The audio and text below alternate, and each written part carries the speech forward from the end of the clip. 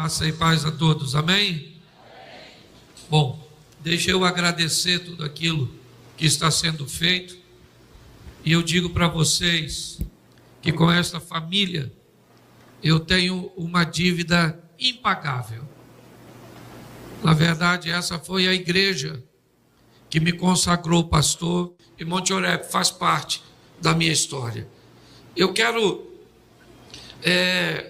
que você abra a sua Bíblia no livro dos Juízes. Foi uma palavra que Deus colocou no meu coração ontem, no capítulo 6, a partir do verso 1.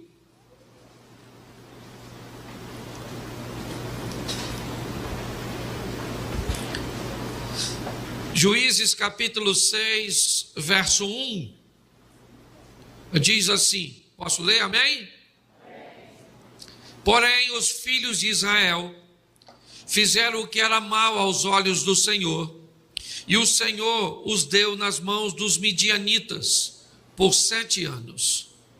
E prevalecendo a mão dos midianitas sobre Israel, fizeram os filhos de Israel para si, por causa dos midianitas, as covas que estão nos montes, e as cavernas e as fortificações, porque sucedia que, semeando Israel, os midianitas e os amalequitas, e também os do Oriente, subiam contra ele, e punham-se contra ele em campo, destruíam os frutos da terra, até chegar a Gaza, e não deixavam mantimento em Israel, nem ovelha, nem bois, nem jumentos, porque subiam com seus gados e tendas, e vinham como gafanhoto, em grande multidão que não se podia contar, nem a eles, nem os seus camelos, e entravam na terra para destruir.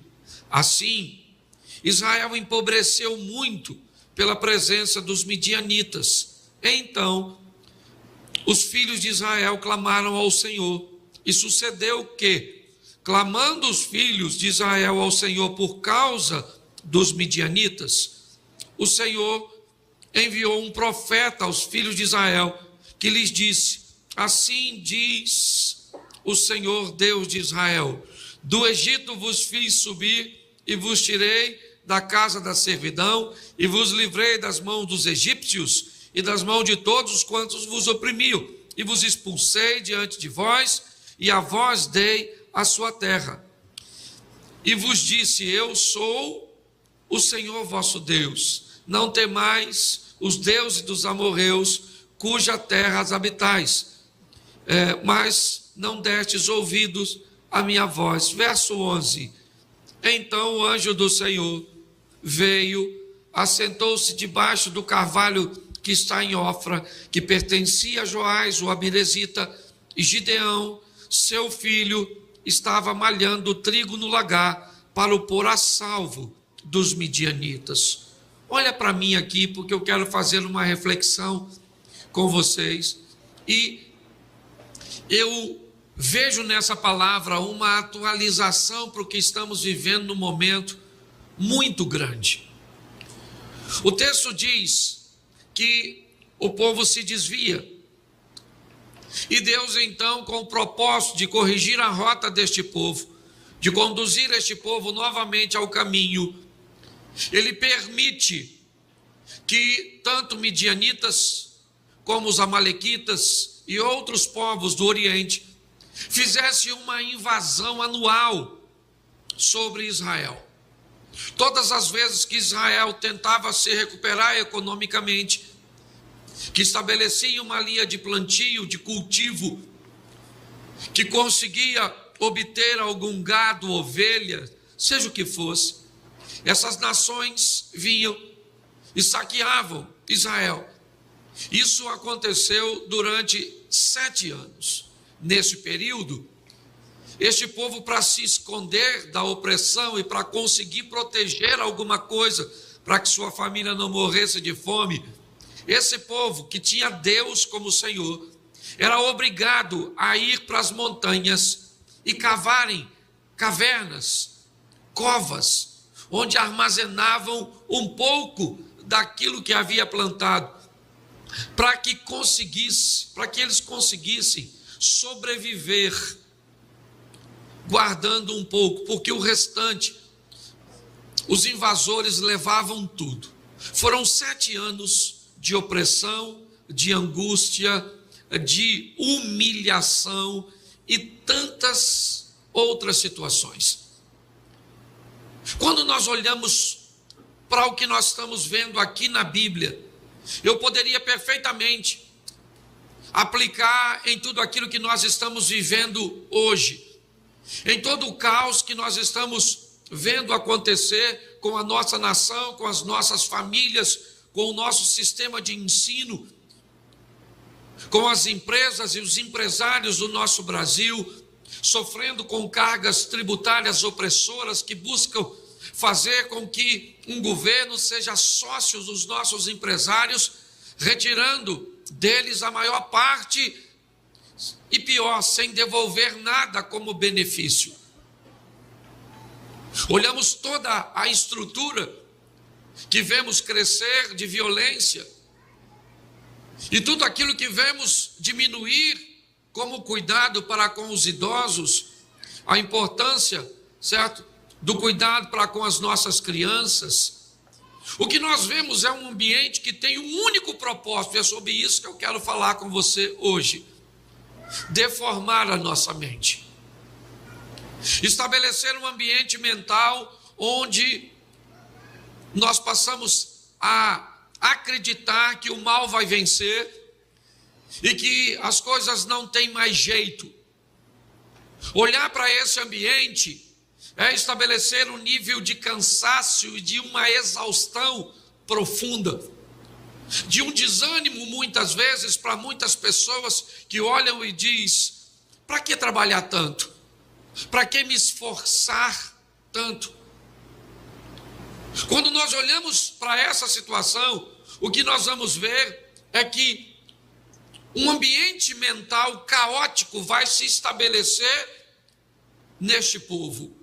Por quê? Porque é tanto tempo vendo e ouvindo coisas ruins, é tanto tempo lutando para produzir, para tentar realizar, para tentar conquistar, para tentar fazer com que as coisas aconteçam, e todas as vezes que eles se remetiam a todo o esforço, a toda a dedicação, o que vinha era uma opressão.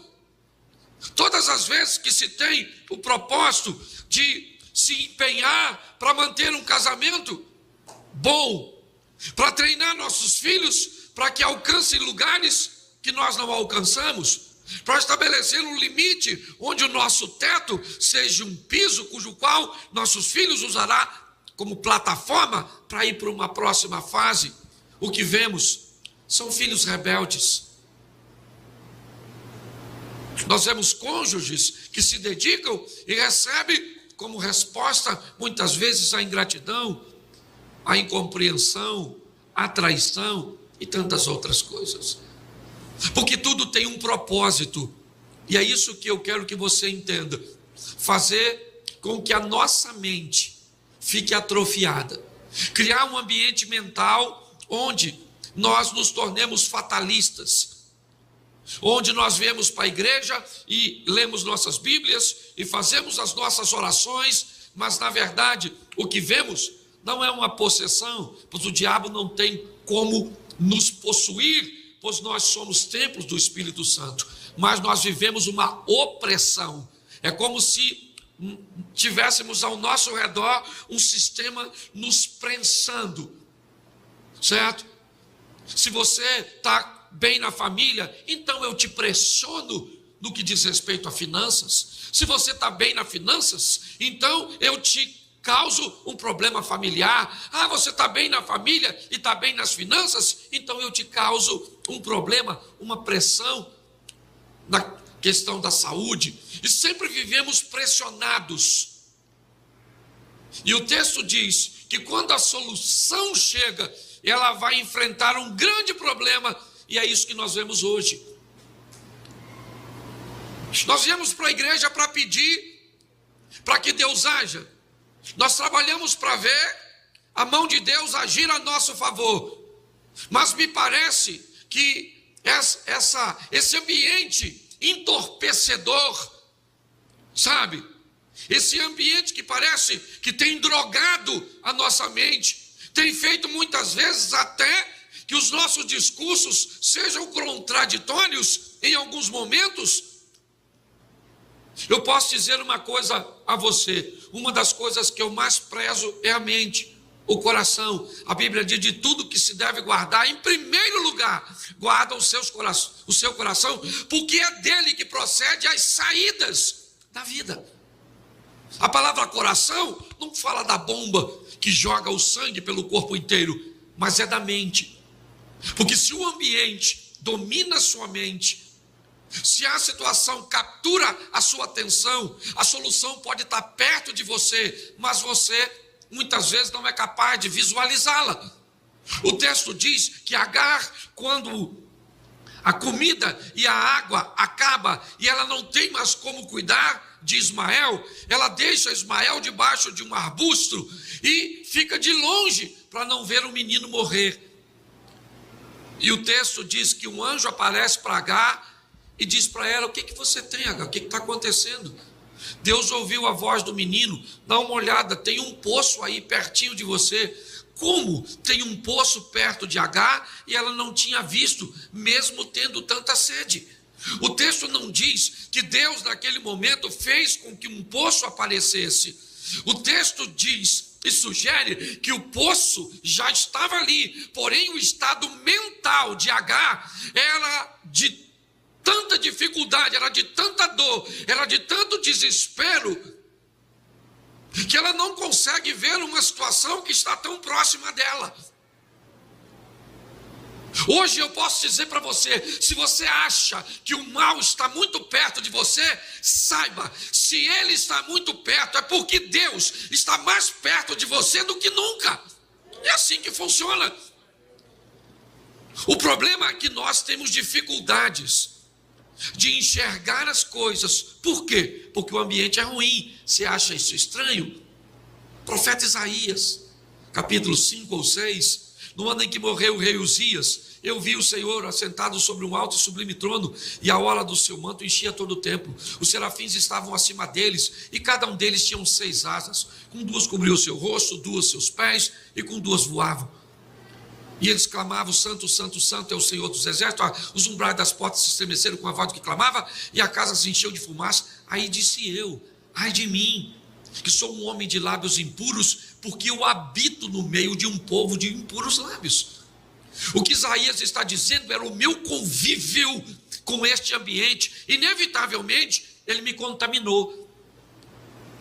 A minha proximidade com esse ambiente de caos, ouvindo, lendo, certo? Participando de determinados grupos, vendo determinadas situações, inevitavelmente está criando em cada um de nós um ambiente mental pessimista, negativista, que inevitavelmente combate com a nossa fé. Nós oramos sim, nós lemos a Bíblia sim, mas nós assistimos os telejornais, nós observamos, certo? Aquelas notícias que dizem que aqueles que deveriam nos defender estão trabalhando para proteger a nossa nação, trabalha contra nós, contra o povo, contra a nação, contra a nossa fé. Se você quer saber uma estatística horrorosa para o Rio de Janeiro, hoje, no Rio de Janeiro, morrem mais policiais militares por suicídio do que por confronto com o tráfico. Por causa da mentalidade. A mentalidade diz: coloque viaturas. A mentalidade diz: coloque armamento. Mas a mentalidade não diz: cuide da saúde mental dos profissionais. Nós estamos enfrentando um problema sério com a mente. Virar essa chave tem sido um grande desafio para nós pastores. E o pior, com pessoas extremamente bem intencionadas. Eu já vou mostrar o que está acontecendo aqui. Eu só quero que você entenda que são 7 anos de pressão, 7 anos de humilhação, 7 anos de derrota, e 7 anos foram suficientes para fazer com que a mente daquele povo se deteriorasse. O povo que está clamando: Senhor, envia recursos, Senhor, nos dá livramento. E quando o livramento chega, o que ele vê? Uma mente que tem dificuldade de acreditar que é possível. E quem vai representar isso é nada mais, nada menos do que Gideão. Um homem que está lutando num ambiente pequeno, inadequado, um lagar. Um ambiente próprio para beneficiar uvas é o que ele está malhando, o trigo. Apertado, sem jeito, desconfortável, mas é um homem que está lutando para proteger sua casa, sua família, seus filhos. Me parece que a única força que resta nesse homem é uma força para resguardar a sua casa. E é por isso que o anjo vem até ele. E deixa eu falar uma coisa para você. Nosso Deus é um Deus de oportunidades, mas pega quem quer. Quem não quer vai ficar assistindo os outros viverem o incrível, o sensacional, o extraordinário. É assim que funciona. Você vai me dizer, seja franco, nós gostamos de ver Davi matando Golias, sim ou não? Sim ou não? Mas você acha que se Eliabe, irmão de Davi, antes de Davi chegar, tivesse dito, né, olha, você vem aqui desafiar o exército Deus vivo, você é um incircunciso que não tem aliança com Deus, mas nós temos alianças, e eu vou contra você em nome do Senhor dos Exércitos, e o Senhor dos Exércitos vai botar você na minha mão. Você acha que Eliabe tinha ganho do gigante, sim ou não? Sim ou não? Sim ou não? Sim. O texto não diz em nenhum lugar que Deus mandou Davi matar gigante. Davi matou o gigante por quê? Por quê? Repita-se comigo. Quis. Repita comigo, faz questão. Diga assim, ele matou porque quis. E os outros não mataram por quê? Isso. Você está entendendo? Hoje você está fraco, eu estou meio abatido, eu estou meio cansado. É lógico mesmo, nós estamos numa guerra acirrada. Agora você continua desse jeito se você... Isso, porque está ruim. O negócio está difícil para todo mundo. Numa linguagem carioca, o bagulho está doido. É um grande desafio. É todo dia um leão para matar. Mas Davi matou porque quis. 3 horas da manhã, tudo escuro, 12 homens dentro do barco. Está escuro para quem? Para todo mundo. Está ventando para quem? Para todo mundo. O medo está tomando conta de quem? Jesus aparece andando em cima d'água para quem? E quantos vão andar em cima d'água? Quem foi? Por quê? Já está entrando no esquema. Ele andou em cima d'água por quê? Se João falasse, aí Jesus, já que ele vai, eu também estou a fim de ir. João falou? E era o discípulo, segundo ele, a quem Jesus? O que indica que amor não determina o nível de, a intensidade de milagres que você vai viver com Jesus. Ele está esperando você. Ah, pastor, minha vida é muito difícil. Claro, a sua vida está esperando você fazer por ela o que você nunca fez para ela te devolver o que nunca te devolveu. O problema é mental. O anjo chega, vamos aqui para a gente acelerar. Imagina o anjo, eu não sei como é que ele chegou, provavelmente numa figura humana. Chegou para o Gideão e falou assim, e aí, varão valoroso, o Senhor é contigo. Ele falou, o quê? Deixa eu explicar uma coisa para o senhor. Se o Senhor fosse conosco, nós não estávamos nesse perrengue. Nós não estávamos. O senhor está vindo aonde? O que ele está dizendo? Olha só. Olha, falar com o senhor, nem sei onde é que o senhor está. Sabe? Porque o senhor nos abandonou. O que o anjo é? Por que o anjo está lá? Porque Deus mandou. O cara está conversando com quem Deus mandou e está dizendo que não vai rolar. Você acha que ele é diferente da gente? Não é nada. A gente ora. Esse dia aconteceu um episódio. Eu entrei no leilão para comprar um carro.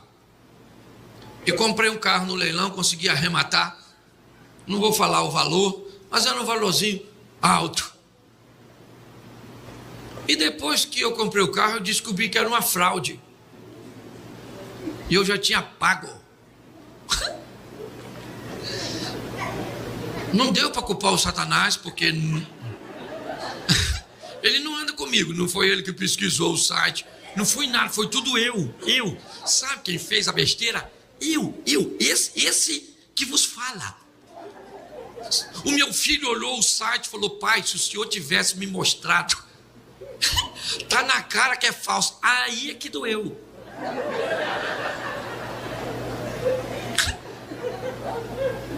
Aí eu liguei pro gerente do banco, ele falou: Cláudio, já era. Eu falei: já era. Mas vai pra delegacia e faz a ocorrência. Aí eu fui pra delegacia.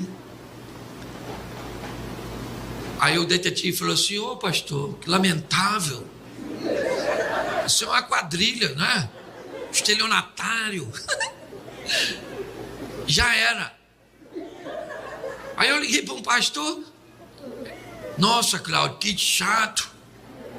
Já era. A minha mente só escutava uma coisa: já era. Mas eu aprendi uma coisa: eu sou esquisito mesmo. Isso que vocês estão vendo é esquisitice. Eu fui falar com Deus. Falei: Senhor, se for para o senhor falar já era, é só ficar quieto que eu já vou entender a mensagem. Eu sou inteligente, não precisa falar já era. Entendeu? Mas eu não posso perder, pra você ter noção. Era mais de 100 mil reais. Menino, eu não falei com Deus? Falei com Deus, expliquei tudinho. Não que necessitasse, mas eu precisava desabafar. Certo? E aí eu fui falando: Senhor, você ouviu a cor? Aquilo que me encantou. Eu não notei nada. Não perguntei nada a ninguém. Mas eu estou precisando de um milagre. Me devolve meu dinheiro aí. Poxa, a palavra devolver não está nem certa, porque não foi o senhor que pegou. Mas me dá meu dinheiro de volta. Menino, contrariando o pastor, contrariando o detetive e contrariando o gerente do banco. Menino, bloquearam o meu dinheiro no outro banco e me devolveram. Você sabe por quê? Sabe por quê? Porque minha mente continuou sã, mesmo escutando. Já era. Hoje nós estamos debaixo de uma enxurrada de informações negativas. E se você não prestar atenção, você vai se dar mal. Você está entendendo? O anjo vem conversar, chama Gideão já começa: nossa, se o Senhor estivesse conosco, acha isso?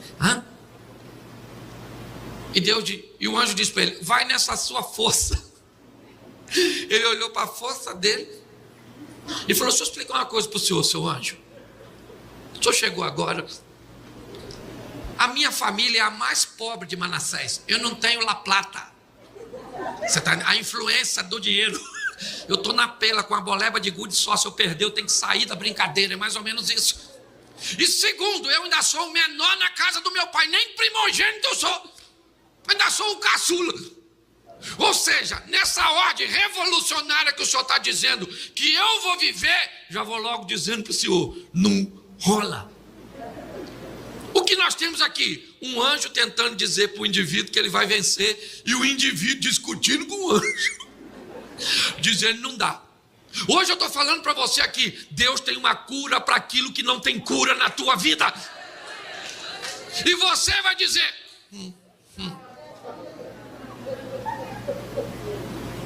essas pastores engraçados vêm falar que o que não tem cura tem. Pois é. Mas só tem para quem? Não, vamos trocar para simplificar. Só tem para quem quer. Isso. Pastor, eu estou com câncer mesmo, vou morrer.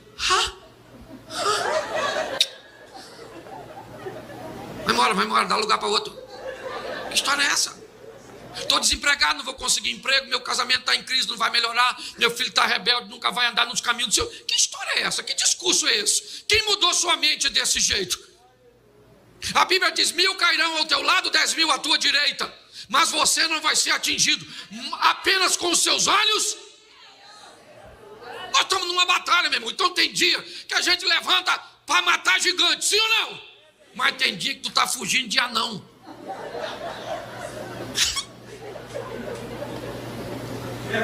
Esse negócio do Covid me pegou há um tempo atrás. Durante 2 dias eu tinha certeza que eu ia morrer. Eu estava repartindo já minhas coisas na mente. Me peguei fazendo isso 2 dias. Depois eu falei: ô Cláudio, palhaçada é essa, Cláudio? Você vai morrer não, menino. Ou melhor, vai, mas não agora. Agora que a vida está melhorando. Mas a mente das pessoas estão assim, sabe? É o solteiro dizendo: nossa, casar é um fardo, eu não quero casar. Ah não, querido, procura aqui, não tem uma igreja católica aqui do lado? Vai lá, faz voto de celibato. Tá, não quer casar porque está escutando demais que casamento. Ai, casou, não quer ter filho. Ah, não quer ter filho, porque filhos são os catarrentos que... Deixa eu te falar uma coisa: se seu pai pensasse igual você, você não estava aí, infeliz. Não é verdade? Umas mentes muito esquisitas. Quando eu olho para esse ambiente, o anjo está tentando convencer, ou melhor, o Gideão está tentando convencer o anjo de que o anjo está errado. Ô gente, eu não sei como é que está a sua vida. Eu só sei de uma coisa: eu não posso resolver, mas tem alguém nesse culto que pode. E esse alguém é Deus. Ah, pastor, estou esperando um ano virar para mudar de vida. Vou te dar uma notícia. Está esperando um ano virar para você emagrecer? Para você estudar? Para você melhorar seu casamento? Já vou te dizer agora: não vai rolar. Porque quem quer mudar não muda amanhã, quem quer mudar muda agora. Você tem que sair daqui com a mente transformada. Olha só, a mente do cara é tão ruim que olha o que o Gideão falou. Aí, ó, beleza, mas vou falar uma coisa para o senhor. Eu acredito, se eu botar um paninho aqui e amanhã de manhã eu voltar aqui, tudo tiver molhado em volta do pano, só o pano seco, aí eu vou acreditar que eu sou capaz de liderar alguma coisa. No dia seguinte ele voltou lá, o paninho estava seco e tudo molhado. Aí ele olhou, falou assim: ó,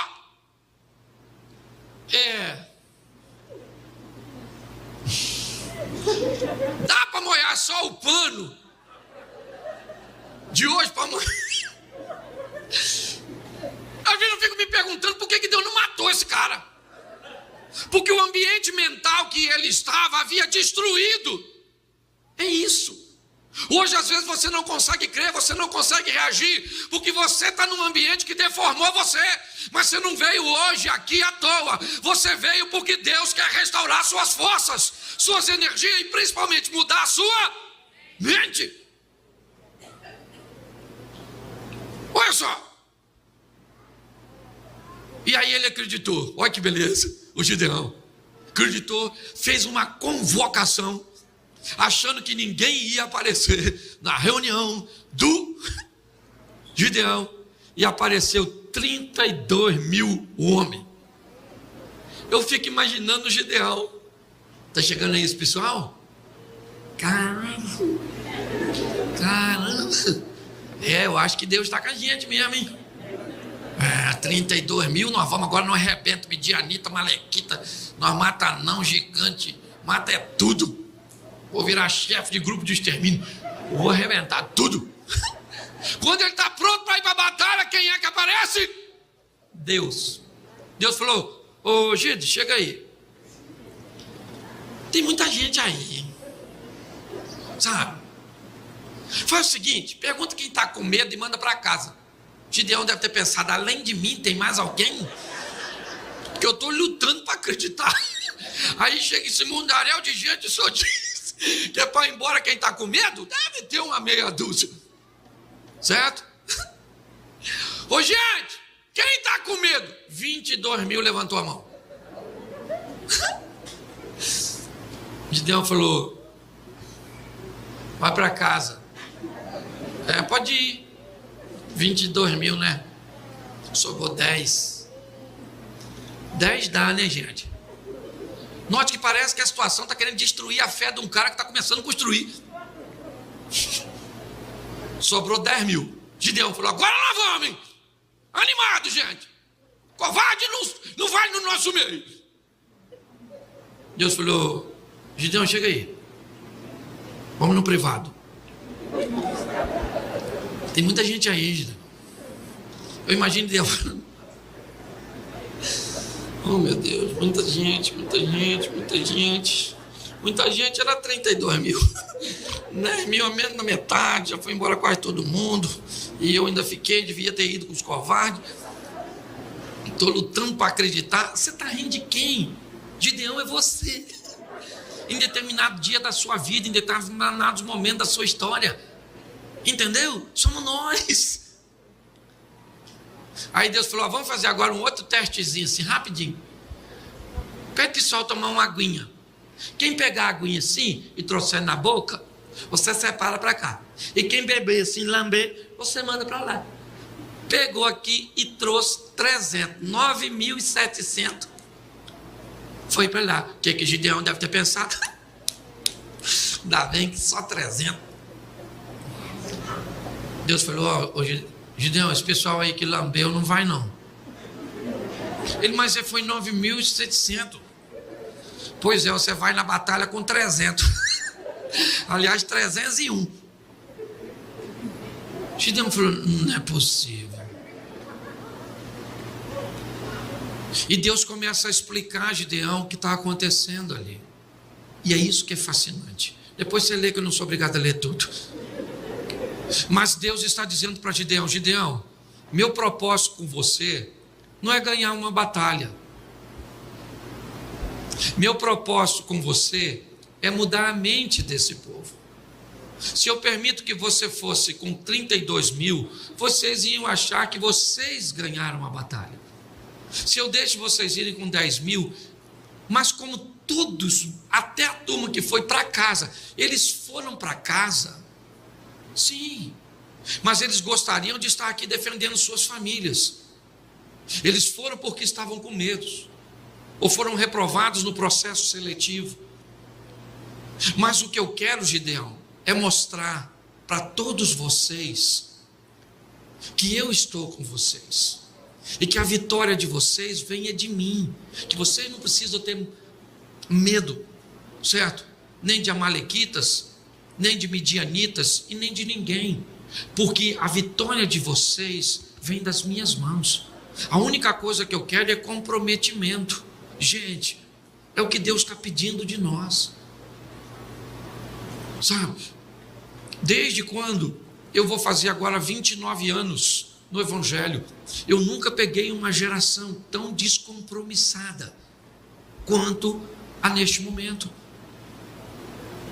por causa, sabe, desse ambiente entorpecedor da mentalidade dessa nova geração, de um crente sem igreja, de um ambiente, certo, onde Deus está tão distante. Deus está dizendo para Gideão e para mim e para você: o meu propósito é só mudar a sua mente, porque quando a sua mente muda, você leva a sua vida para outro nível. Hoje, o desafio é esse. Quando o outro nível chega, sabe, é Eliseu que vai receber a capa de Elias, e ele pega a sua capa, rasga e joga fora. Porque para Eliseu, aquela capa foi importante para aquele nível que ele estava inserido, mas agora para o próximo nível que ele ia, aquela capa não cabia mais na vida e na história dele. Muitas pessoas não conseguem mudar de nível e ir para a próxima fase, porque tentam levar algumas coisas do nível anterior para a próxima fase. Gideão vai à batalha assim e vai ganhar com 300 homens. Por quê? Porque a vitória dele vem de Deus. Hoje, falar isso para a igreja é um grande desafio. Por quê, pastor? Por causa das tentativas frustradas. O maior problema hoje de falar de fé para a igreja e do agir de Deus é a quantidade de vezes que você já ouviu isso e nada aconteceu. Você já ouviu tanto deste altar aqui, da internet, da igreja que você frequenta, que você é membro, que a vitória vai chegar, mas ela não chega, que a família vai mudar, mas ela não muda, que a porta vai se abrir, mas ela não se abriu, que as coisas vão acontecer, mas não acontecem. Então, o que está acontecendo com você agora é comparar o que eu estou te dizendo, mesmo que seja 95% de nossas ações são involuntárias. O cérebro se adapta depois de fazer de forma rotineira. Por exemplo, você vai dirigir seu carro, praticamente 100% do que você vai fazer, quase, é automático. Você não pensa se vai passar marcha, se vai pisar no freio, é o acelerador, é a embreagem, se vai olhar para o retrovisor, se vai aqui, se está olhando para frente. Não, é tudo feito de forma programada. Então, quando eu venho aqui falar para você que hoje pode ser o dia crucial da sua vida e que a sua história pode mudar hoje, o que a sua mente faz? Ela pega e compara o que eu estou te dizendo com aquilo que você já ouviu inúmeras vezes. É assim. Quando Davi, e eu fecho aqui, ele vai encarar o gigante, Saul traz o ambiente real, como Gideão fez. Gideão não está falando mentira, minha família é a mais pobre, eu sou o menor, eu não tenho condições. Isso não é mentira, isso é verdade. Saul está dizendo para Davi: você não pode lutar contra o gigante, ele é um obstáculo muito grande para você. Mas a mente de Davi tinha registros de vitórias e de experiências que deram para ele subsídios para que ele enfrentasse o gigante. É só isso, gente. Está na hora da igreja provar o poder de Deus, entendeu?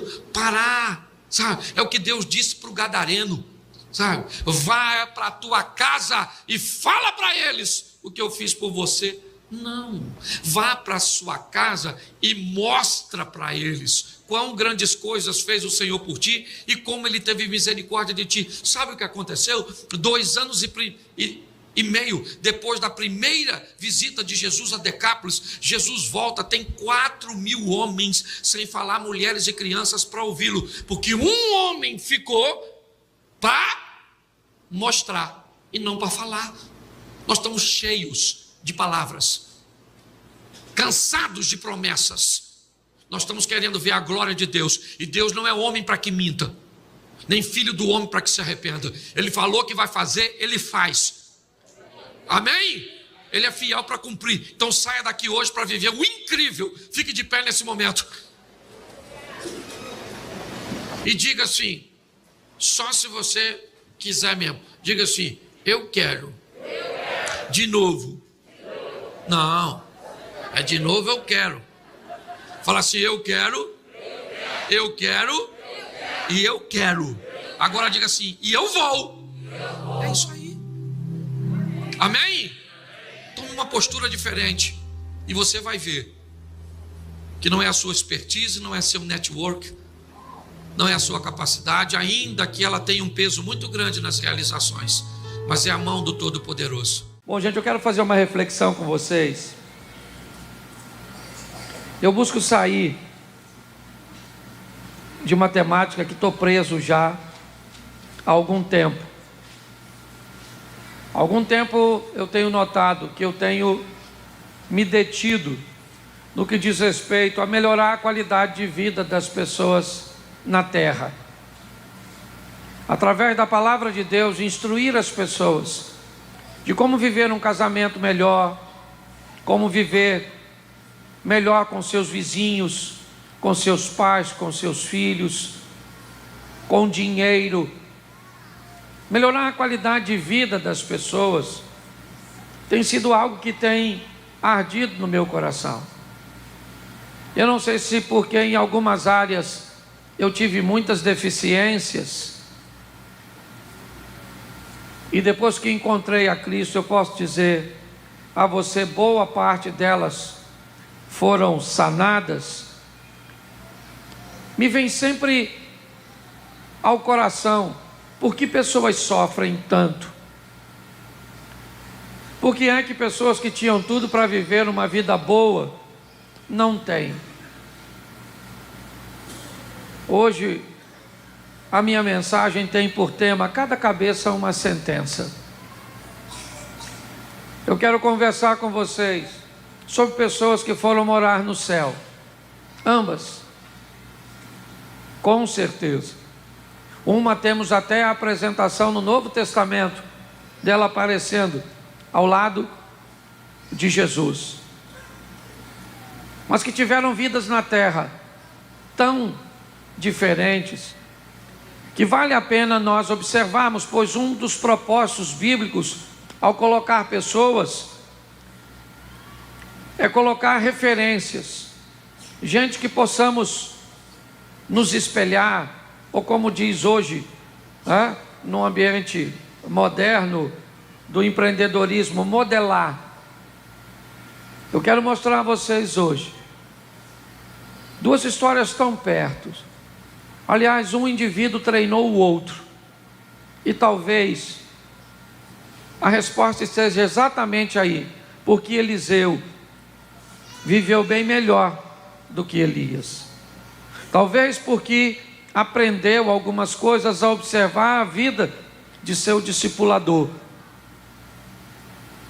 Alguns dizem que é muito mais fácil aprender com os erros dos outros do que com os próprios erros. Mas eu quero mostrar a você, e eu quero deixar de lado a espiritualidade aqui, neste momento. Eu quero mostrar dois homens que viveram ao lado do mesmo Deus, dois grandes homens de Deus, dois homens que não cometeram pecado. Você não vai ver esses homens envolvidos em situações pecaminosas, escandalosas, não. No que diz respeito à vida com Deus, todos dois tiveram uma vida sensacional. Mas quando nós vamos olhar, e no final eu vou terminar minha mensagem dizendo: você gostaria de modelar Eliseu ou Elias? E você tire suas próprias conclusões. Eu preciso que você entenda, primeiro, que a Bíblia diz que se seus olhos forem bons, todo o teu corpo andará na luz.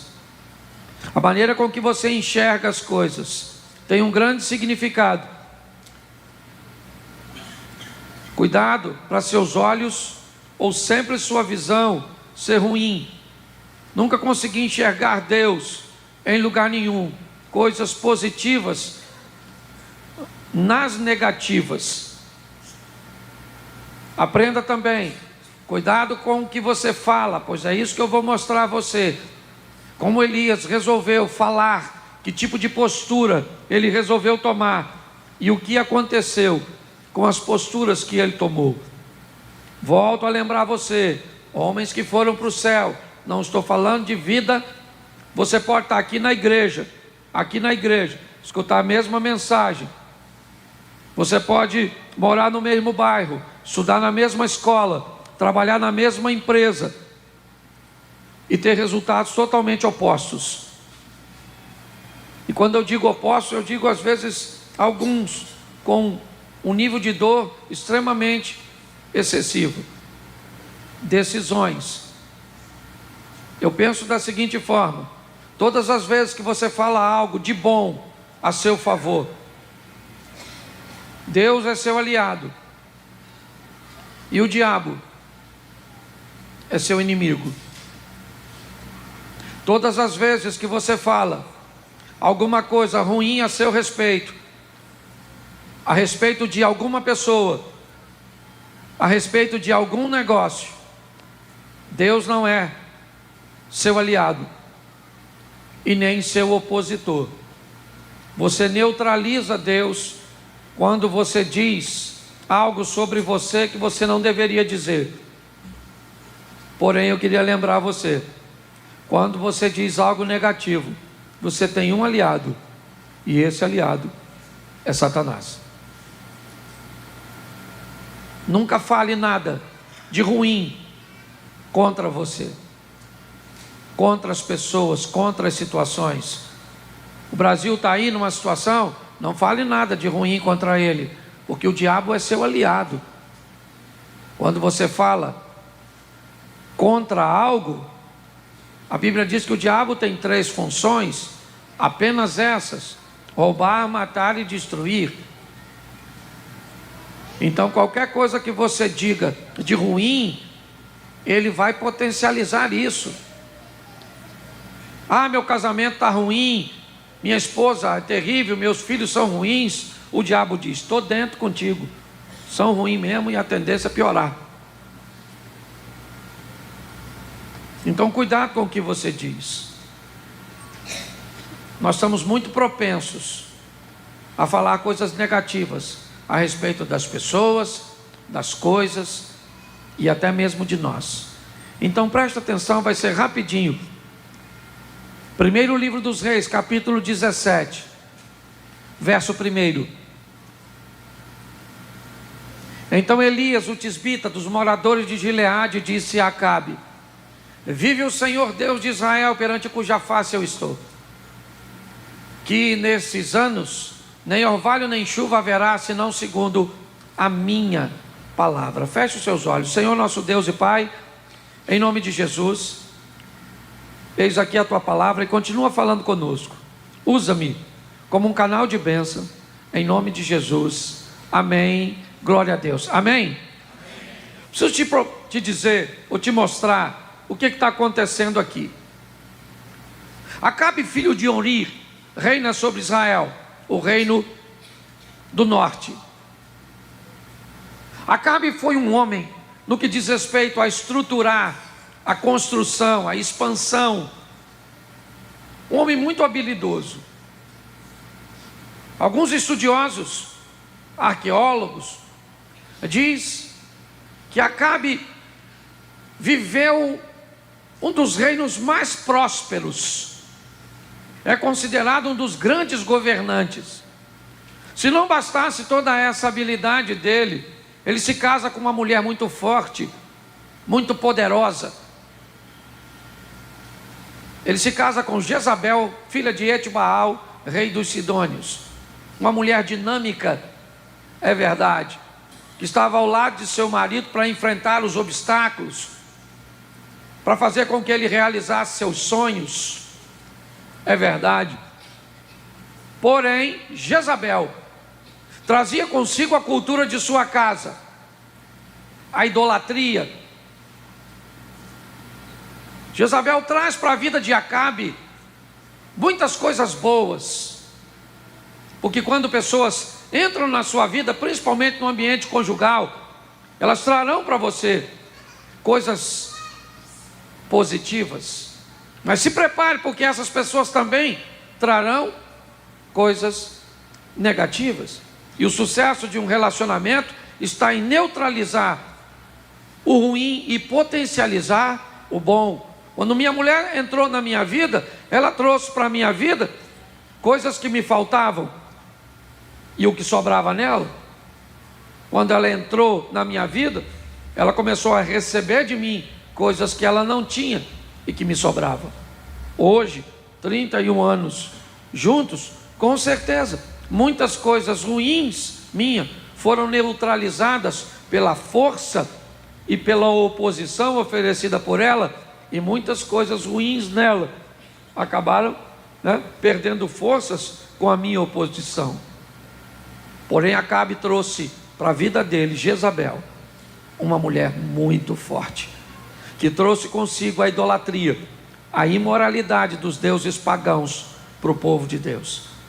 Enquanto o reino de Acabe foi próspero na área de expansão, de construção, de conquista, de alianças, ele foi péssimo e degradante no que diz respeito à religiosidade, à idolatria, ao paganismo. E nesse ambiente, quem está presente? O Elias. de Tisbe, no território de Gileade. Elias então está revoltado com isso. Ele é um profeta. O que Elias tem assistido nos últimos anos é perseguição aos profetas, é resistência à palavra de Deus, é imoralidade, é desobediência. É isso que Elias tem assistido. Me parece que não tem nada tão diferente da história do Davi, da história do Noé, que foi o único achado, que é a história de Abraão, vivendo num ambiente idólatra, a nossa história. Me parece que os personagens mudam, mas a história se repete. O que eu vejo é um homem que quer um povo andando com Deus. É verdade, é isso que ele quer. Mas eu não sei se ele é muito bom no que diz respeito a lidar com as palavras e com a sua visão. O texto diz que Elias, mediante a tudo isso que eu te narrei como pano de fundo, é alguém que sabe que ele vive diante de Deus, cuja face eu estou. E mediante ao que ele sente, ele diz: segundo a minha palavra, não é a de Deus. Elias está dizendo a palavra dele e está pedindo a Deus para validar. E o que Elias diz é o seguinte: nesses anos não chove na terra que Acabe administra. Eu quero atrapalhar a gestão desse cara. Olha bem, na área que ele era bom, que era, em gerir, em administrar, Elias diz: segundo a minha palavra, não chove nas terras de Acabe. Bom, eu acho que se ele estava com problema com Acabe, ele deveria resolver seu problema com Acabe, e não determinar uma sentença para a sociedade inteira porque tem um problema com um. E pior, ele diz que não vai chover, segundo a palavra dele, no lugar que ele mora. Ou seja, ele está dando uma palavra contra ele mesmo. Não sei se ele se lembrou disso. Quando ele disse não chove, beleza, está tudo certo. Isso foi o que ele disse. Precisava? Eu não sei, mas eu já vou saber já. Porque é só parar de chover que Acabe diz assim: vamos matar Elias. Vamos matar Elias, mata Elias, porque se matarmos Elias, a palavra dele, a profecia dele cai por terra. E agora, o texto diz assim, capítulo 17, verso 2: depois veio a ele a palavra do Senhor dizendo, Elias disse no 1, para mim o que não deveria dizer, e Deus começa a dizer no 2, o que vai fazer para consertar o que Elias não deveria ter dito. Olha como é que o negócio funciona. A palavra do Senhor veio a ele dizendo, vamos lá, vai-te daqui, vira-te para o oriente, esconde junto ao ribeiro de Querite, que está diante do Jordão. Preste atenção. Elias profetizou que não chove nas terras de Acabe. Acabe é um desobediente, Elias é um obediente. E o que você olha nesse versículo agora é Deus dizendo, foge porque um desobediente está vindo atrás de você. Pergunto eu para você, como é que faz sentido um obediente fugindo de um desobediente? Não era isso que nós esperávamos. Nós esperávamos Deus protegendo Elias, botando Elias à frente e dizendo a Acabe, já era, acabou. Mas não é isso. Por quê, pastor, que não é? Porque Deus não mandou Elias dizer nada. Deus simplesmente validou o que ele disse. Se Deus tivesse dito, presta atenção, se Deus tivesse dito, vai, Deus disse a Samuel, levanta, enche o teu chifre de azeite, vai à casa de Jessé o belemita, porque de lá me tenho provido de um rei. O que Samuel disse? Como é que eu vou? Eu estou com medo. Se Saul ouvir isso, vai me matar. Deus disse, meu irmão, quem está mandando você sou eu. Toma uma bezerra entre as vacas, vai lá e unge o cara, porque eu sou contigo. Porque quando Deus manda, Ele sustenta. Agora, quando você quer resolver, cuidado, porque você vai arrumar problema para vocês. Cuidado com o que você fala. Ele não falou que não vai chover? Beleza. Agora o Acabe está a fim de matar ele. Aí Deus fala para ele: Elias, foge para o ribeiro de Querite, porque verso 4 está lá, vamos lá. E há de ser que beberás água do ribeiro, e eu tenho ordenado aos corvos. Preste atenção. Deus disse: eu falei com os pássaros para ele te alimentar. Poxa, Senhor, mas eu vou fugir para Querite, usar travesseiro de pedra, dormir, né? Muito mal. Eu vou ter que ficar acordado basicamente à noite do lado do fogo. Um predador pode se levantar e pode me devorar. Pois é, cara. Você precisava dormir nas pedras? Não. Você precisava dormir com um olho aberto e o outro fechado para guardar você mesmo? Não. Mas então por que você está fazendo isso? Porque você falou que não devia. Mas eu sou um homem de Deus. Beleza, tá certo. Se é uma mulher de Deus, os dois vão para o céu. Eu só quero mostrar a você que tipo de vida eles tiveram na terra. Porque aqui, mais da metade de nós somos casados. Que a gente precisa saber que tipo de casamento nós temos. É isso. Casado todos nós somos. Crente todos nós somos. Empregado a maioria de nós somos. Recursos a maioria de nós recebemos. Mas aí eu preciso saber o que você consegue fazer com os seus recursos. Como é que as suas questões no seu trabalho, como é que seu casamento, você tem filhos, como é que eles são? Nós estamos vivendo basicamente as mesmas coisas, mas com resultados às vezes extremamente opostos. Decisões.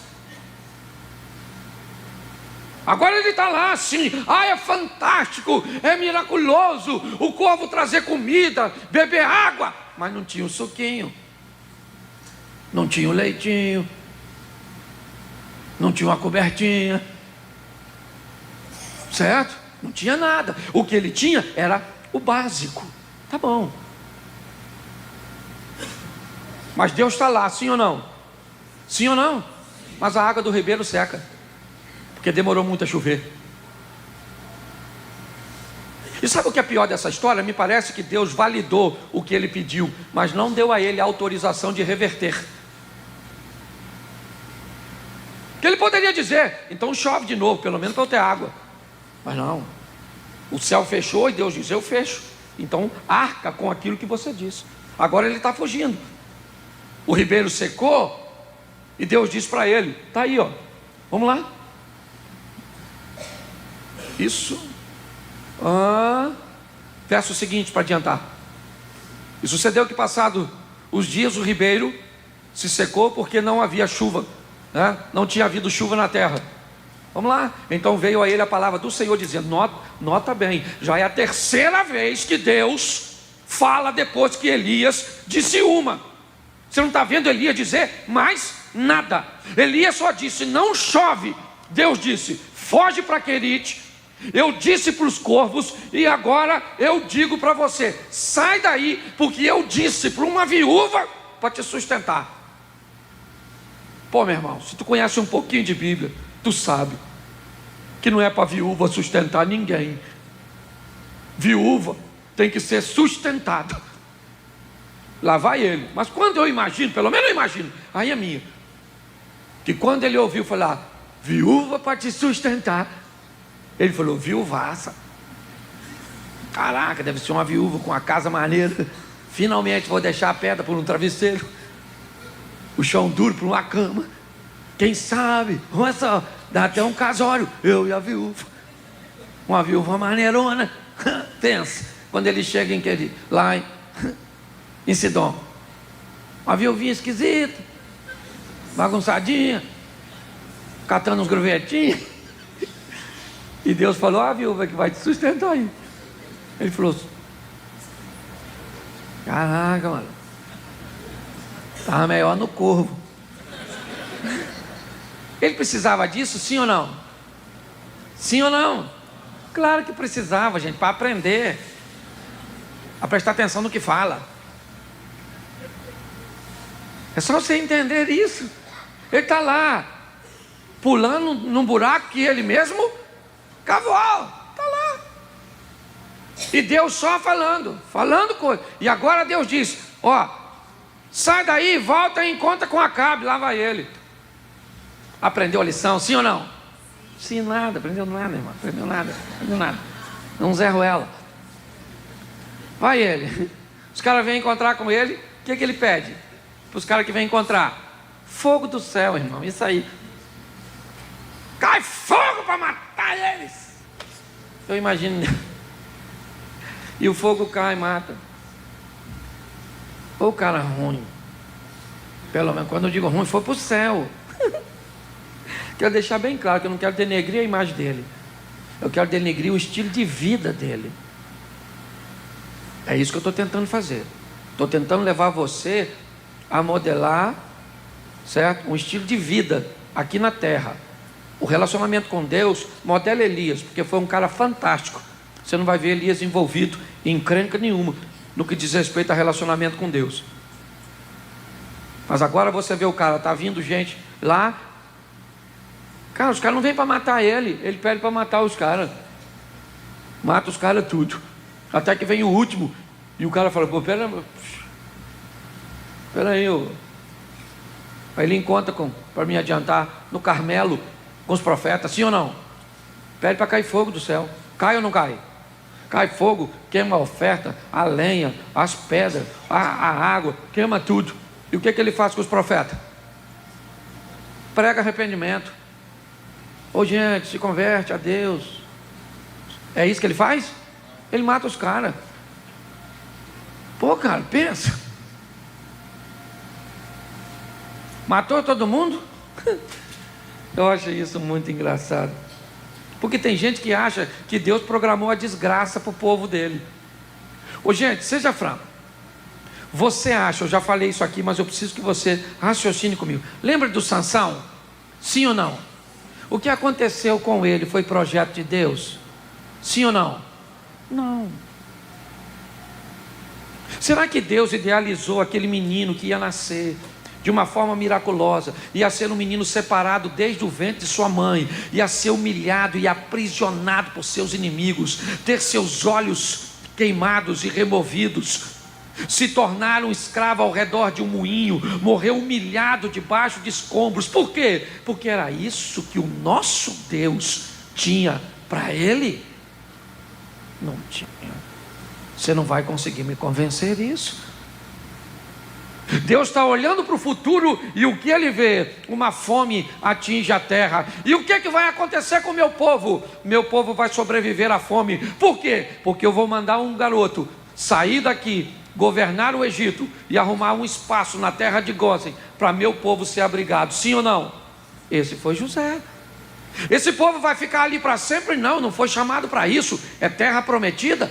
Beleza? Então tá jóia. Mas como é que nós vamos tirar esse povo do Egito para levar para uma terra prometida, se José já era morto? Um governador não tem força para isso. Então eu vou colocar um faraó do meu povo. Quem vai ser ele? Moisés. Precisava ter 40 anos no deserto? Não precisava. Precisava sofrer tanto na caminhada? Não precisa. Esse não é o nosso Deus. É importante você entender que Deus não está tentando dificultar nada. Muito pelo contrário. A proposta de Deus é facilitar. Os céus e a terra tomo hoje por testemunha entre eu e você que tenho te proposto vida e morte, bênção e maldição. Olha o que Deus diz: eu estou te propondo vida e morte, bênção e maldição. Mas antes de terminar meu texto, eu preciso te dizer algo. Escolha, pois, a vida para que viva tu e a tua descendência. O que Deus está querendo é facilitar e não dificultar. Hoje nós encontramos líderes religiosos querendo dificultar pessoas a se relacionarem com Deus. Não pode isso, não pode aquilo, não pode aquilo outro, não pode isso, não faz isso, não pode fazer aquilo, não faz aquilo, não faz aquilo. Meu filho, você está querendo facilitar, levar as pessoas para Deus ou tirarem as pessoas de perto de Deus? Eu estou falando de pecado, estou falando de postura. Pare e pense. Está ele agora, matou os profetas, e pior que matou os profetas, ele acha que ele vai ser aceito por Acabe. Capítulo 18, bota para mim, rapidinho, verso 46. 18:46. Preste atenção nesse texto. O fogo já caiu, já matou os profetas, está tudo resolvido, certo? Isso. Então, e a mão do Senhor estava sobre Elias. Olha só, a mão dele. Por quê? Porque ele pede para cair fogo do céu, porque ele matou os profetas, porque Baal não teve poder, certo, para enfrentar Elias com seus. Então agora a mão do Senhor estava sobre Elias, o qual cinge os seus lombos, dá uma arrumadinha nele e sai correndo até a entrada de Israel para falar com Acabe. Por quê? Porque ele quer a aceitação de Acabe. Ele quer que Acabe reconheça finalmente que ele é um homem de Deus, porque está na cara que ele é um homem de Deus, mediante ao que ele pediu.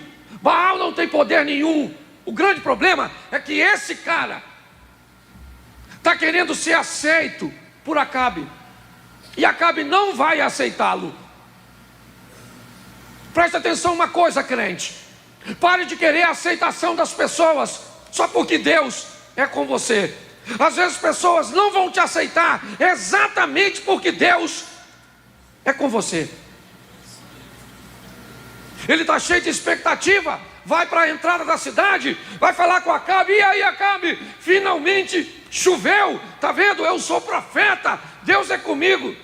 Verso 47.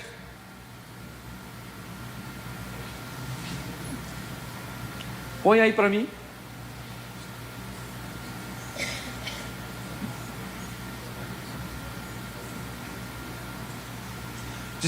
Perdão, 47 não está certo. 19:1 era o último versículo. Ao invés de aceitá-lo, Acabe vai a Jezabel, certo? E Acabe fez saber a Jezabel tudo quanto Elias tinha feito e como totalmente matara todos os profetas. Preste atenção. Além de não aceitá-lo, Acabe foi e disse para a mulher dele: aí ó, vim te falar, Elias acabou de matar os profetas do teu pai todo. Verso 2.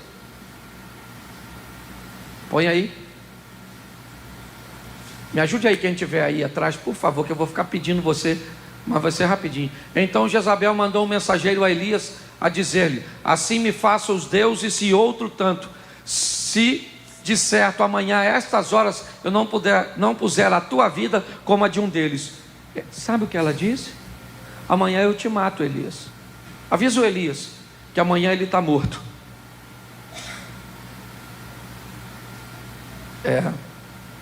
Estão querendo matar o Elias, que já ficou sem água, já ficou sem casa, já teve que fugir. Me parece que o negócio não está muito bem para ele. Jezabel quer matá-lo. Ele ainda continua falando besteira: fiquei sozinho, não tem mais ninguém comigo, sou zeloso. E é isso. Mas num determinado momento ele diz: eu quero morrer. Você pode dizer aí que ele estava estressado, tá certo? Mas se você olhar a sequência do que esse cara diz e o que ele vive antes de ir para o céu, não é muito animador não. Um belo dia ele diz: Senhor, eu quero morrer. Capítulo 19, verso 15. E o Senhor então lhe disse: vai e volta pelo teu caminho para o deserto de Damasco, vem e unge Hazael, o rei sobre a Síria. Vamos lá o próximo, também Jeú, filho de Nis, você ungirás rei de Israel, e também Eliseu, filho de Zafate, de Abel Meolá, ungirá como profeta em teu lugar. Presta atenção. Elias está cansadinho e falou: Senhor, me mata, me leva. Deus disse: olha, parar o processo eu não vou, eu vou interromper o processo com você, mas vou dar sequência. Você quer sair do jogo? Então beleza, cara. Eu não sei quantos anos esse cara tinha, mas pode ter certeza que ele era muito mais novo que Moisés, muito mais novo que Abraão. Pode ter certeza disso. Mas ele disse: eu quero morrer. Eu disse: então, se você quer morrer, unge Eliseu como profeta em seu lugar, e vamos embora. Agora eu quero mostrar para você a vida desse cara, que também foi profeta, que Deus também foi com ele. Mas quando eu olho para a vida do Eliseu, é muito diferente da de Elias. Muito. Dois crentes, membros do projeto Recomeçar, escutando as mesmas palavras. Mas preste atenção como as coisas mudam quando nós vamos falar de Eliseu. Segundo o livro dos Reis, capítulo 4, verso 8. Preste atenção. Segundo Reis 4, 8. Dá uma olhada. Sucedeu também um dia que, indo Eliseu a Sunem, havia ali uma mulher rica, a qual o reteve a comer pão. E sucedeu que todas as vezes que passava ali, se dirigia a comer pão. Preste atenção. Enquanto a vida de Elias é regrada por um ambiente de escassez, de limitação, você vai olhar para Eliseu e você vai ver uma mulher abordando ele. Que mulher é essa? Rica, que diz para ele: eu quero que o senhor coma na minha casa. Ele come. Ela diz: eu vou fazer um quarto para te receber, com cama, com mesa, com cadeira, com candeeiro, com comida para você. Nossa, por que Elias não teve tudo isso? É fácil. É fácil porque, ao invés de profetizar escassez, Eliseu disse assim ao rei, num momento muito ruim: amanhã, na porta da cidade, vai ter comida com fartura. O que Elias diz? Não chove. O que Eliseu diz? Vai ter fartura. E se tem fartura para o povo, tem fartura para o Eliseu. Se tem escassez para o povo, tem escassez para Elias. Ah, pastor, mas o senhor está falando dessa mulher rica, mas o senhor esqueceu daquela mulher pobre que procurou o Eliseu? Está no mesmo capítulo, é só voltar 7 versículos, bota aí, capítulo 4, verso 1. E certa mulher das mulheres dos filhos dos profetas clamou a Eliseu, dizendo: preste atenção, Eliseu não está procurando essa mulher porque está com dificuldade. A mulher está com dificuldade e está procurando ele. Elias está na dificuldade e procura a mulher, que Deus diz para ele: uma mulher vai te sustentar porque eu mandei. Porque Deus está dizendo: se eu não mandar, ela não te sustenta. Eliseu não. A mulher que está lascada. E Eliseu, ela vai lá e fala: ó, o meu marido temia. Nota que o cara também era crente, o marido da dona. Meu marido, teu servo, morreu. E tu sabe que teu servo temia o Senhor, só não administrava as coisas dele. Servia a Deus, mas não pagava as contas. Miserável, nem morrer podia. Porque tem mulher que, se o marido morrer no velório, tem que caçar a próxima vítima. Porque daqui um dia as contas vencem. Você está rindo, mas é sério. Presta atenção. Então, por favor, a mulher é pobre, mas ela não é Eliseu que procura ela não. É ela que procura Eliseu, e Eliseu tem solução. É isso que eu quero que você entenda. A postura desse cara é muito diferente. Talvez, é verdade, porque Elias permitiu que Eliseu observasse sua vida e dissesse: eu não quero isso para mim. Uma vez a casa de Eliseu está cercada, e Eliseu está vendo uma visão espiritual, que o garoto que estava com ele não via. Sabe o que Eliseu disse? Senhor, abra os olhos deste cara que anda comigo, para ele ver a mesma coisa que eu estou vendo. Quando Elias começa a andar com Eliseu, ou melhor, quando Eliseu começa a andar com Elias, sabe o que Elias disse?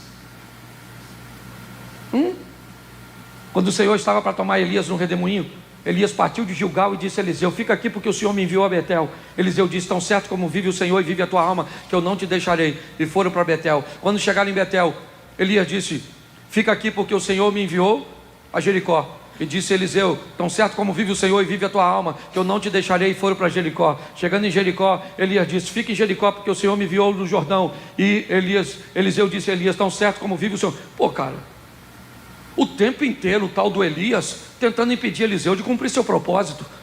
O tempo inteiro Elias dizendo: fica aqui porque eu vou, fica aqui porque eu vou. Aí você abre a Bíblia, está lá os filhos dos profetas, alunos da escola de profeta, agora administradas por Eliseu. Chama Eliseu e diz: o local que nós estamos é estreito demais para nós. Lógico que cresceu, é lógico que cresceu, mudou a mentalidade. Quando você olha para Elias, você não vê ninguém procurando Elias porque a escola cresceu. Quando você vê Eliseu, a escola cresceu.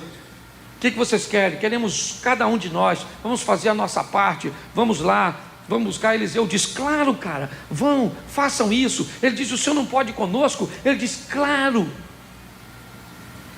Quando você olha a história desse cara, você começa a entender. Eu não posso explicar tudo aqui a vocês, eu não tenho tempo, mas dá uma olhadinha nesses dois. Eliseu fez o dobro do que Elias fez. Por quê? Eliseu não sofreu 1/10 do que Elias sofreu. Os dois eram crentes, serviam o mesmo Deus. Mas quando você olha o jeito que Elias resolveu viver e o que ele gostava de falar, ninguém conseguia conviver com esse cara. Elias era um cara basicamente que vivia isolado. Não que Eliseu também era muito, mas pare e pense. Dos dois, todo mundo aqui quer morar no céu? Beleza, todo mundo quer morar no céu. Os dois também foram. Aqui você gostaria de ser igual a Elias ou Eliseu? Depois que eu te expliquei um pouquinho da vida dos dois, provavelmente dormir no meio das pedras porque falou alguma coisa que não devia, comer aquilo, ser acusado, olha bem, de fazer tudo bem. Que Eliseu também teve seus percalços com a mulher que ele profetiza bênção, porque é isso, sabe, aquele cara grato que está deitado na cama e diz assim: nossa, essa mulher tem nos ajudado tanto, o que a gente pode fazer por ela? Esse é Eliseu. É um cara que, ao invés de dizer que o Brasil está ruim e que o Lula deve lascar o Brasil e que é isso, que é aquilo, não. É aquele que vai dizer: olha, meu irmão, esse é o nosso país, ele vai prosperar. Por quê? Porque nós vivemos aqui, vem aí o melhor tempo da nossa história. Nós cremos nisso e profetizamos isso. Eu vou falar uma coisa para você. Quando você olha a história do Eliseu, o reinado também não foi muito bom, não. Mas a Bíblia diz que esse cara prosperou, mesmo num ambiente que não era dos mais agradáveis. Eu não sei o que você vai falar a respeito de você mesmo, o que você vai falar a respeito do seu casamento, o que você fala a respeito da igreja. Essa igreja pode ser uma bênção para um e um inferno para outro.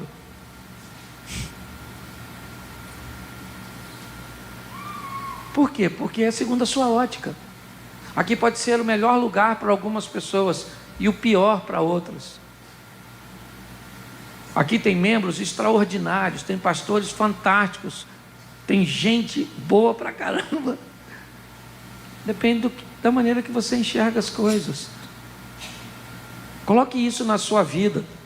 Há um tempo atrás um cara falou comigo, eu até gravei isso, e ele me disse: Cláudio, vem aí um tempo desafiador para o Brasil, uma crise muito grande vem. E eu disse para ele: cara, infelizmente eu não vou participar. Ele falou: como assim? Eu falei: eu não vou participar da crise. Por quê? Porque eu não estou afim, eu não tenho que participar dessas coisas. Quem gerencia a nossa vida é Deus. Saia daqui para viver o melhor tempo do seu casamento. Fale coisas boas a respeito do seu marido. dos seus filhos, da sua sogra. Fala uns troços maneiros dela, entendeu?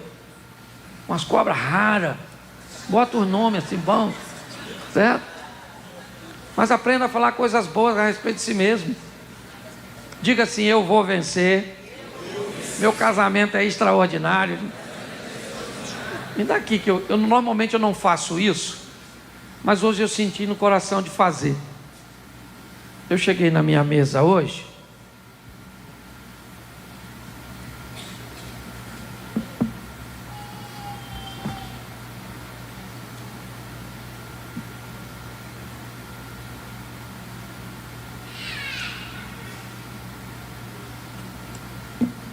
Eu só quero compartilhar com vocês, porque eu senti o desejo no coração de fazê-lo. Pelo 3º ano consecutivo, eu recebi um prêmio de voto popular sobre no ambiente gospel, um dos pastores mais populares do Brasil. E chegou para mim.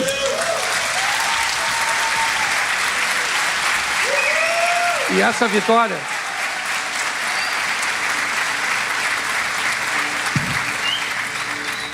é o 3º ano consecutivo. Aqui está 2021, 2022 e eu tenho lá em casa de 2020. E isso nunca existiria se não fosse por vocês. Eu sei que você que caminha comigo sente minha falta, né? Os pastores, a turma que fica comigo, gostaria que eu tivesse mais perto.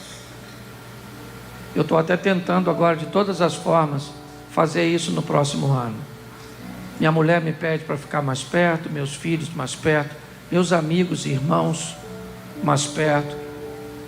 E eu até peço a vocês que me ajudem com as críticas no próximo ano, porque o pessoal vai bater em mim com força, porque eu vou sair pouquinho para pregar, para ficar mais junto aqui, certo?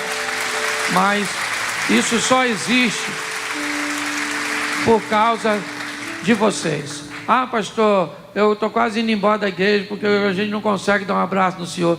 Tem tanta gente boa aí para você abraçar.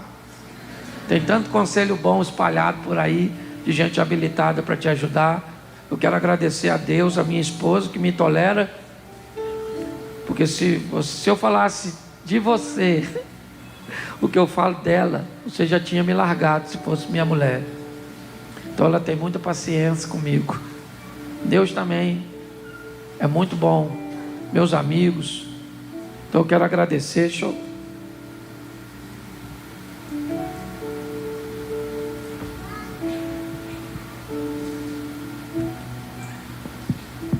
Eu quero que você fique de pé.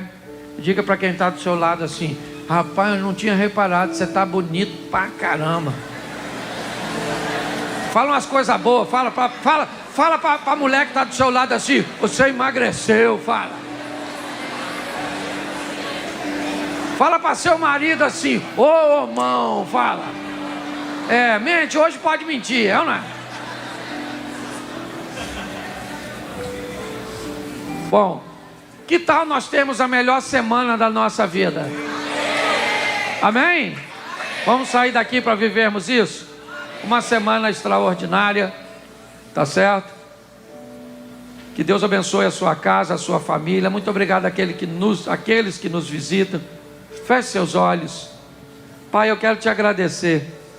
Muito obrigado por tudo aquilo que o Senhor tem feito. Longe da perfeição estamos, mas também já estamos bem longe de quem nós éramos. Estamos caminhando atrás do Senhor, te seguindo, de fé em fé, de glória em glória. Abençoa a nossa semana que começa hoje, que seja uma semana extraordinária. Abençoa a nossa nação, em nome de Jesus. Queremos a tua intervenção, a tua mão agindo, porque o nosso país te pertence. Vem aí o melhor tempo das famílias, vem aí o melhor tempo das nossas crianças, vem aí, ó Deus, uma fase econômica extraordinária, onde nós vamos prosperar. Amarra o mal, ó Deus, repreende tudo aquilo que não provém de ti, Ó Deus, abençoa os nossos governantes. É o que nós te pedimos, em o nome de Jesus. Você pode dizer amém? Amém. Que o grande amor de Deus Pai, a graça de nosso Senhor e Salvador Jesus Cristo e as doces consolações do Santo Espírito de Deus seja para com todo o povo do Senhor, e todos digam...